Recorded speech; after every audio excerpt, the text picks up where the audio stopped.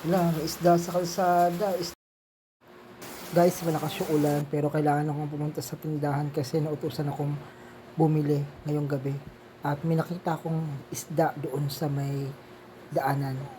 Sabi ng kapitbahay namin kunin ko daw dahil sayang daw. Kunin natin. Ayan. Mangagat ba to? Baka mangagat. Ano ba nawala na alimbete? Ayan o.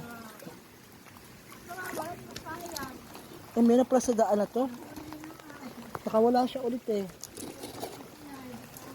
Ayan, may isda pala sa kalsada. May isda sa kalsada na yun. Inuwi ko na yung isda sa bahay. Bulig pala siya. At bukas ko na siya lulutuin. So guys, yung mga isda pala sa gawing daan na yun. Sa kaya nang galing yung mga isda na yun.